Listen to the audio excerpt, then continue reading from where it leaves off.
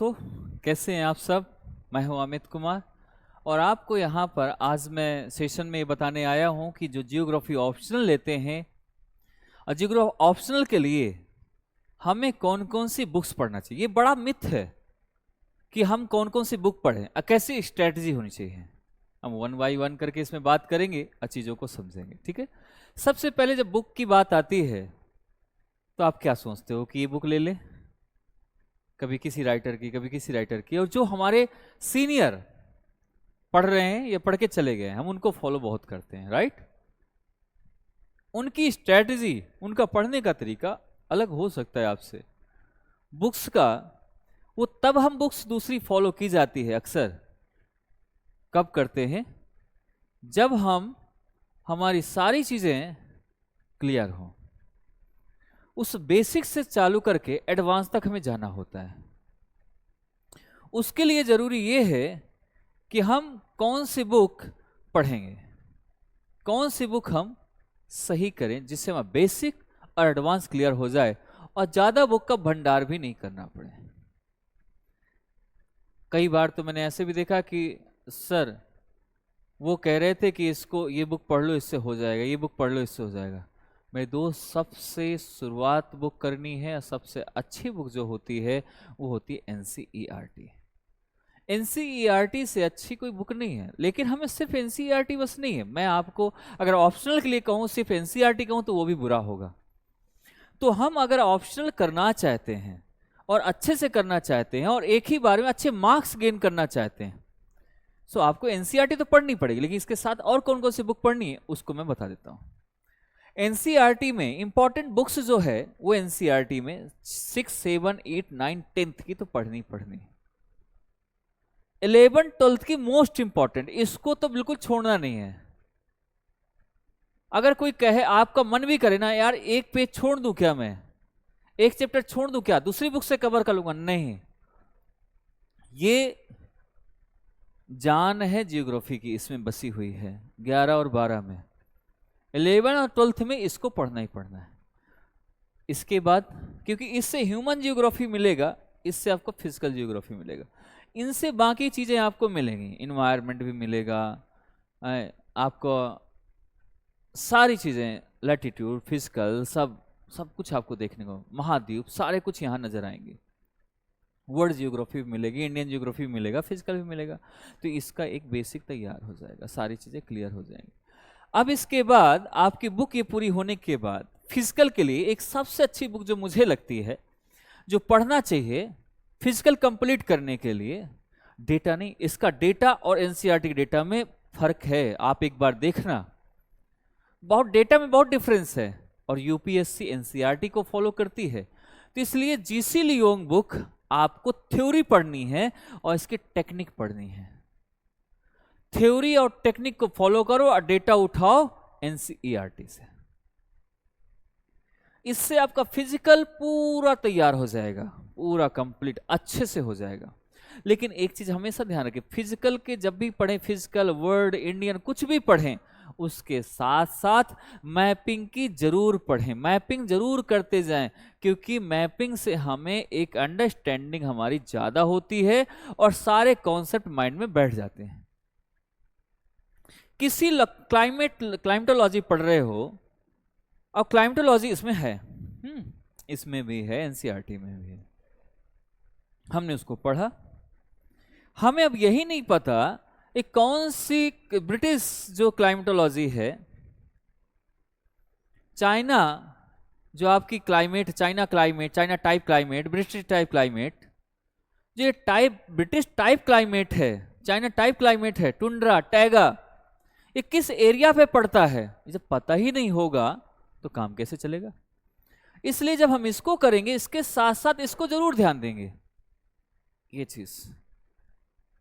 इसके बाद आपको एक चीज और ध्यान देना होगा, क्योंकि आप जानते हो इसमें कि इन्वायरमेंटल जियोग्राफी भी इसमें रहते हैं पार्ट। इन्वायरमेंटल जियोग्राफी का जो पार्ट है वो बहुत इंपॉर्टेंट है, क्योंकि वो पार्ट आपका इकोनॉमी में भी कवर करेगा, आपका इन्वायरमेंट भी देखेगा। सो इसके लिए मैं जो बुक प्रेफर करता हूं अक्सर वो है इग्नू की। इग्नू की बुक जो आती है आपकी, इसका पेपर 1, पार्ट 1 और पार्ट 2, 2 बुक आती हैं इसकी। इससे अच्छी बुक है इन्वायरमेंट के लिए भारत में कहीं नहीं है। ऐसा हुआ कि क्या होता है कि कई बार हम लोग क्या करते हैं, एक यूपीएससी के लिए हम 20 राइटर्स की पढ़ते हैं, ये बुक वो बुक वो बुक वो बुक वो बुक। अगर आपका इतना शौक है जब पढ़ने का तो आप इग्नू की बुक उठा लो। इग्नू की बुक्स में सभी की सभी जितनी भी राइटर्स है उनका सभी का निचोड़ इग्नू की बुक में मिलेगा आपको, ये समझ लो। आपको हिस्ट्री भी देखनी है, हिस्ट्री पढ़िए, ज्योग्राफी पढ़िए, लेकिन फिर भी लगता है कि नहीं यार हमें और भी निचोड़ देखना है, हमें ये भी बुक पढ़नी है वो भी बुक पढ़नी, तो आप इग्नू की बुक में चले जाओ, सबका कथन मिलेगा आपको, हर चीज मिलेगा। तो जहां तक मेरा जो मानना है, इन्वायरमेंट के लिए सबसे बेस्ट है। कोई बुक दूसरी फॉलो नहीं करना है इन्वायरमेंट के लिए। अगर दूसरी फॉलो करेंगे तो कहीं ना कहीं देखो रह सकता है, ये चीजें हमें उतनी क्लियर नहीं होगा। हाँ इसमें टाइम लगे क्योंकि मोटी है, बड़ा बेसिक दिया हुआ, इतना बेसिक दिया हुआ है कि आपको लगे यार बच्चों वाली चीजें हैं, लेकिन कभी कभी हम बच्चों वाली चीज में ही अटक जाते हैं।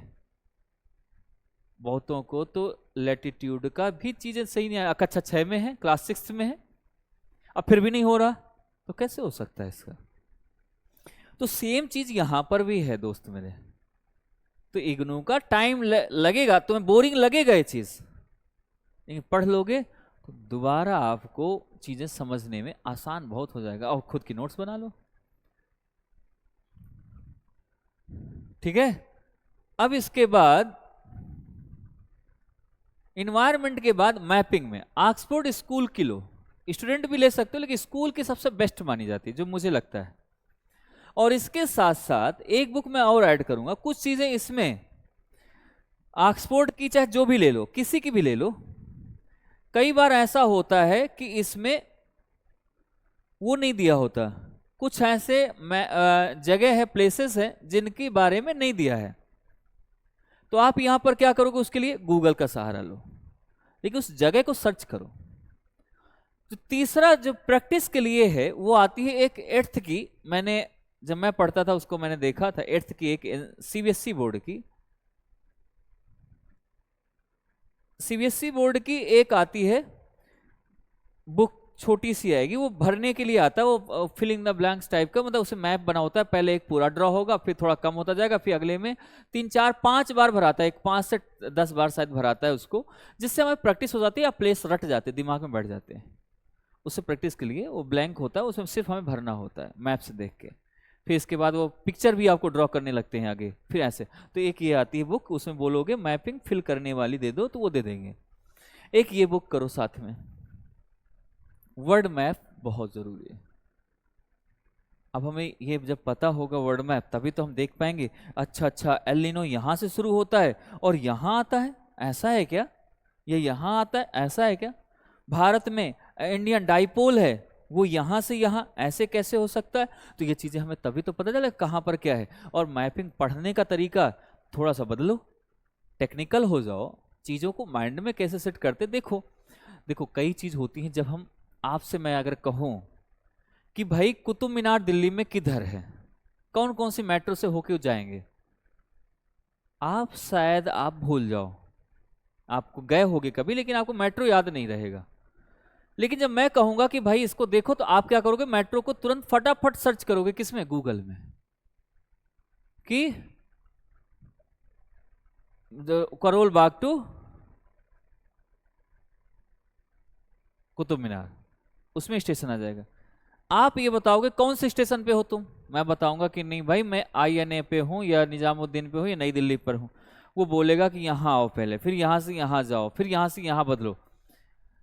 फिर आपको कभी भी कोई पूछेगा आप यूं बता दोगे कि नहीं यार मैंने एक बार बताया था इस स्टेशन से यहां उतरना है, वहां से वहां उतरना है, वहां से काम हो जाएगा, क्योंकि आपने सर्च किया। सर्च करते हैं तो वो माइंड में बैठ जाता है। तो इस चीज को जरूर ध्यान दें। और फिर भी नहीं याद हो, आप इसमें चलिए सोच लीजिए कि आपकी शादी हो गई है, सोच लीजिए आप किसी ट्रिप में जा रहे हो, सोच लीजिए आप हनीमून के लिए जा रहे हो, कुछ भी सोचो, बस सोचो जरूर, लेकिन ऐसा नहीं कि सोचो नहीं। और उसमें सोचो कि आज मुझे कहाँ कहाँ घूमूंगा, अगर मैं जाऊंगा तो कहाँ कहाँ घूमूंगा, मेरा ट्रिप क्या होगा। मान लो आपको दे दिया गया कि आपको आईएएस बन गए और आपका मन हुआ, आपने सर कहा कि मुझे पूरा वर्ल्ड घूमना चाहते हो, आपको परमिशन मिल गई और आपको घूमना चाहते हो, अब कैसे कहाँ कहाँ जाओगे, आपकी क्या इच्छाएं हैं। अब आपने कहा कि नहीं भाई, पहले मैं भारत से निकलूंगा तो सबसे पहले तो अपने पड़ोसी देश जाऊंगा, कुछ भी हो लेकिन है तो अपना है, तो यहां से यहां गए। फिर आपको मन आया कि नहीं यार, कौन आया था, एक दो लोग और आए थे, वो कौन से थे, वैदिक एज के लोग आए थे। कहां से, अफगानिस्तान से। हम क्या गए, अफगानिस्तान चले गए। अफगानिस्तान के बाद बीच में आपको याद आ गया कि यार जब टर्की आए थे, तुर्की, वहां से बहुत सारे, और ये जितने भी लोग थे, ये तुर्क आए, मंगोल आए, ये सब कहाँ से, कजाकिस्तान साइड से आए थे क्या, उस तो ये यहाँ से ऐसे, इसको कजाकिस्तान, उज्बेकिस्तान, इसको देख लो। इधर टर्की देख लोगे, टर्की के बाद इजराइल, इजिप्ट, लीबिया, यहाँ पर आ जाएंगे हम सारा। इसके बाद सोचो कि कहाँ कहाँ जाना। अब आपको जाना है अमेरिका, अच्छा अच्छा यहाँ पर आ गए, अमेरिका में, अमेरिका में कहाँ पर, क्या क्या देखना है हमें, सैन फ्रांसिस्को जाना है, कहाँ जाना है, कनाडा घूमने जाना है। उन जगहों को आप वहाँ वहाँ जो इम्पोर्टेंट है, लेक्स, मैं लेक देखूंगा, जहाँ जहाँ अच्छी अच्छी लेक्स हैं वहाँ वहाँ घूमना है भाई मुझे। तो आप रसिया चले गए, बैकाल लेक देखने लगे आप, है ना, वहाँ से अभी और निकले आप, तो ऐसे करके आप नई नई चीज़ें देख रहे हो। एक बार लेक के बारे में पढ़ डालो, फिर सोचो मैं इस बार स्ट्रीट स्ट्रीट देखूंगा, कहाँ कहाँ जलसंधियाँ हैं, तो हम उसकी चर्चा करेंगे। जलसंधियाँ, हमने कहा कि चलो ठीक है जलसंधियाँ, तो आपने सुंडा स्टेट देखा, यहाँ पर आपने पाक स्टेट देख लिया, यहाँ पर आपने यहाँ हॉर्मुज स्टेट देख लिया। ये सारी स्टेट आपने चर्चा करने लगे, एकदम आपके दिमाग में बैठने लगी, आपके दिमाग में चर्चा में आने लगे, कैसे होगा, तो ये हमारा इस तरीके से बैठ जाता है, इस तरीके से दिमाग में आने शुरू हो जाती है। तो एक तो ये तरीका हो जाता है, ये सबसे बेस्ट तरीका है इसका, ठीक है। अब इसके बाद आपकी आती है कि लास्ट क्या होगा, लास्ट में मेरी नोट्स है, जो आप इस नोट्स को क्या करोगे, पढ़ना है, वो तो पढ़ना ही पढ़ना। अब मेरे नोट्स के साथ साथ आपको और भी चीज़ें पढ़नी पड़ेंगी। जब भी पढ़ो, स्ट्रैटेजी करो, तो इसमें आपको, मैं नोट्स में तो वैसे ये चीज़ें करवाता ही करवाता हूँ, PYQ प्री और मेंस के दोनों के करवाता हूँ, और कवरेज भी करता हूँ सिलेबस, और डाउट भी आपके क्लियरेंस करता हूँ सारे। तो नोट्स पढ़ोगे, नोट्स में ये वैसे सब मिल जाएगा आपको। इसके साथ बावजूद भी अगर कोई प्रॉब्लम आती है तो फिर मैं हूँ ही हूँ, है ना। तो आपको मैं गारंटी देता हूँ कि 300 पार कैसे चलना है, कैसे हमें देखना है। अब आती स्ट्रैटेजी की बारी। अब स्ट्रैटेजी कैसी होनी चाहिए पढ़ने के लिए, इसके लिए, अब इसके लिए अगर स्ट्रैटेजी देखना है ऑप्शनल के लिए, तो सबसे बढ़िया है कि हम इसको जीएस वाला जियोग्राफी छोड़ भी देंगे तो कोई नहीं, अगर ऑप्शनल आपका जियोग्राफी है। 2 से 3 घंटे मैक्सिमम देना है डेली। डेली एक तो क्लास करो, वो 2 घंटे की है, 2.5 घंटे की है, क्लास को मत ऐड करो, अपनी सेल्फ स्टडी में ऐड नहीं करना है। ये क्लास हो गई।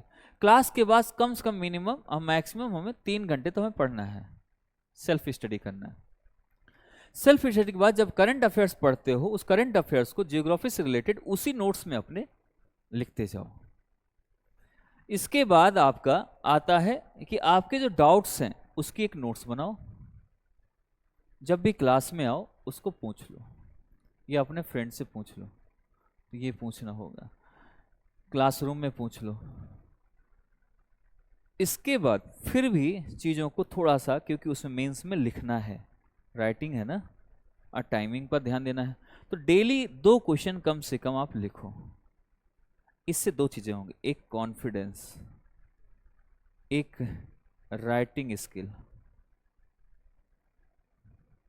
दूसरा न्यू थॉट्स, विचार, ये सब आपके सुधर जाएंगे, स्पीड सुधर जाएगी।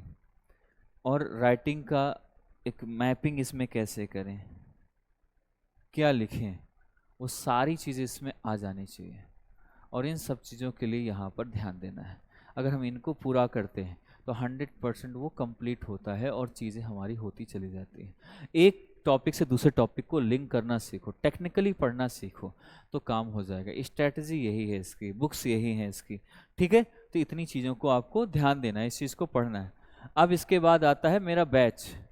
जो मेरा बैच है वो 7999 में आ रहा है 1 अगस्त से, आपके पाथफाइंडर पर, और वहाँ पर आप इसे आकर ज्वाइन करें, वहाँ पर आप इसे परचेज करें, और इसे परचेज करके यहाँ पर आप बैच लें, पूरा कंप्लीट बैच इसको पूरा करें। जिससे आपको कोई डाउट्स हो, मैं आपको वहाँ पर अवेलेबल रहूँगा, वहाँ पर मिलूँगा, आप उसमें मिल सकते हैं, आप उसमें देख सकते हैं, ठीक है।